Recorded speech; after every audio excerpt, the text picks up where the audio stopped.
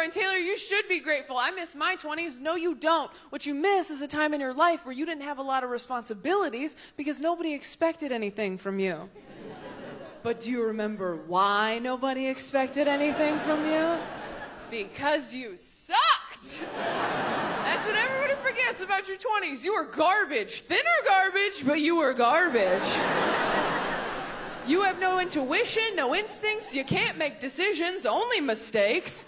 That's why you're thin in your 20s. You don't have a gut to listen to yet. There's no mystic bad feeling under your ribs going, hey, maybe don't date a DJ again. But I've been doing a lot of work on myself. You have to work on yourself in your 20s, because if you don't, then you'll turn 30, and all the shitty parts of your personality will solidify, and that'll just be who you are now. Your 20s are an opportunity to fish trash out of the lake before it freezes over. It's like, ooh, what's that? Codependency? Daddy issues? All right, better get all that out of there, because winter is coming. By the way, this story's so name-droppy, I apologize in advance. This story's so name-droppy, DiCaprio was there, I don't even mention it. So, Netflix has a party, and it's at the head of Netflix's house, a guy named Ted Sarandos, a great man. So it's at Ted Sarandos' house, and I walk in, and it's like the biggest comedians in the world, right? I look over, it's like Burr, Aziz, Mulaney, Ali Wong, Sarah Silverman, Wanda Sykes, Trevor Noah, Borat. And you're like, pretty good, pretty big meal, all right? Dave Chappelle, Chris Rock, Kevin Hart, and then I look over here, Ellen DeGeneres, Eddie Murphy. It's like, God damn, I've never seen all these people together, ever, right? And I remember thinking, like, buddy, I don't know what you did to get invited to this party, but it must have been pretty good, and I'm proud of you, right? And I'm just looking around at all these, like, heroes of mine, right? All icons. And Ted Sarandos, who is a great man, gives a toast, and he goes, it's such a thrill for me to be in the same room with all of my comedy heroes. And Chris Rock yells out, and Neil Brennan. You know how white a lady you had to be to get anxiety before? Now I could get it too. Thanks, Obama. I know a was diagnosed with depression. I'm so proud of him. That's the most privileged disease of all. White people hate when I say that shit. I say depression is a privileged disease because it implies your life is good enough that you shouldn't be sad.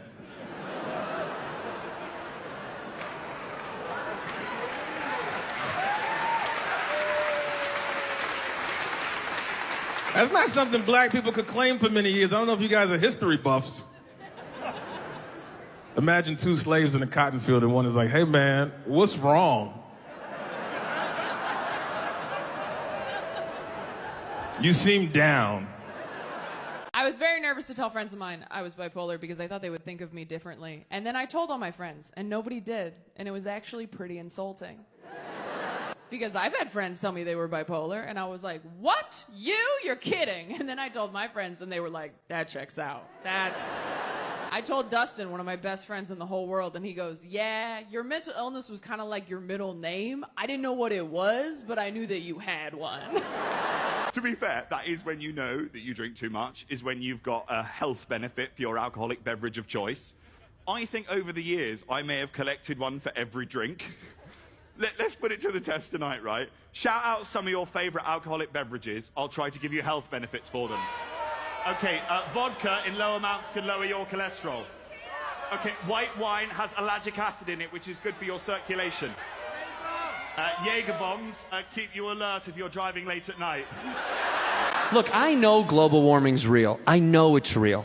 There is no question in my mind. But also, it's pretty impressive. It's pretty impressive that this thing's been around for 4.5 billion years. We've been around for 6,000 for civilization, 200,000 as a race, and we broke it? That's pretty rock and roll, dude. They need an airline with absolutely no security for people that are in a hurry and willing to take their lives in their own hands. That's what they need. I pay an extra $50 for that shit. They need to call it Risky Airline. That's right. The bigger the beard, the more leg room you get. They don't even have tickets. They just stamp your hand like you at a club. You'd be like, I was in already.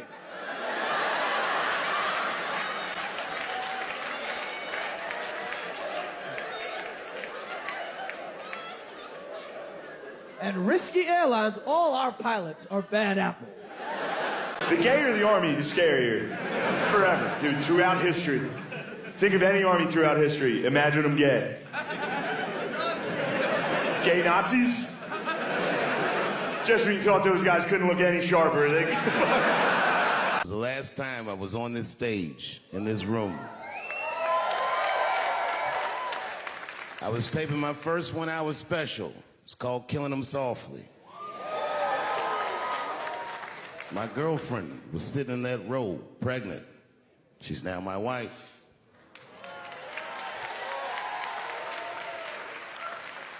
The baby that she was carrying, my first child, I smoke weed with that now.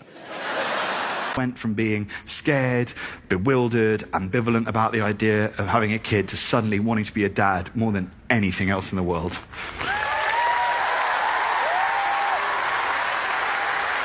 Thank you.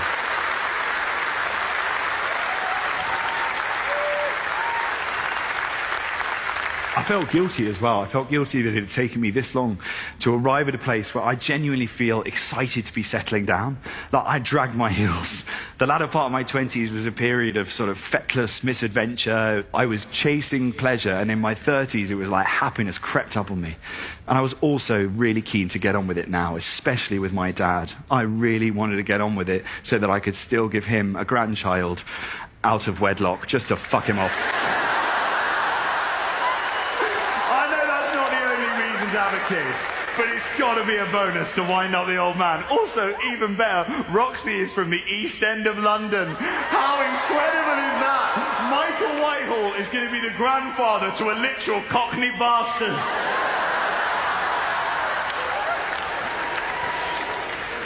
We got the due date the other day. That was weird. We went in and had the first scan, and I saw baby for the first time, eyes and nose, its heartbeat, the little silver spoon in its mouth.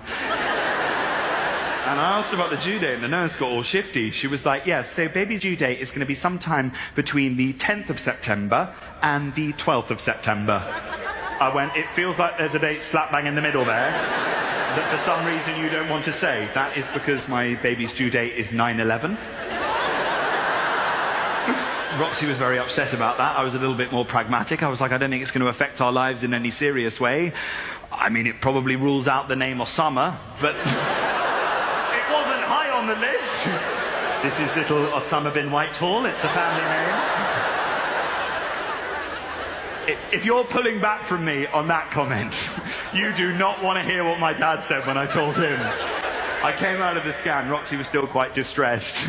I called my dad up, I said, right, Daddy, there's good news and there's bad news. Good news, the baby's healthy. Bad news, it does look like the due date is 9/11. And he went, well, I guess it could be worse. You could be having twins. No. You know, I'm afraid of robots. Yeah, I saw one get interviewed on 60 Minutes, the top journalistic program in the United States. And he's just sitting there getting interviewed, not nervous at all, just rattling off all the fucking answers, you know? Not smoking, not fucking, you know, leaking oil, whatever you would do as a nervous robot, right? And the reporter's asking him questions, and in the end he goes, so tell us, he's like, what are your goals? And I am alone in a hotel room, and I literally lean towards the TV, I'm like, these fucking things have goals?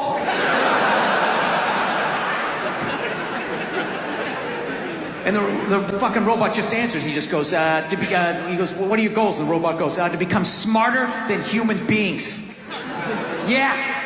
And the reporter just blows by it. He's like, okay, and what's your favorite color?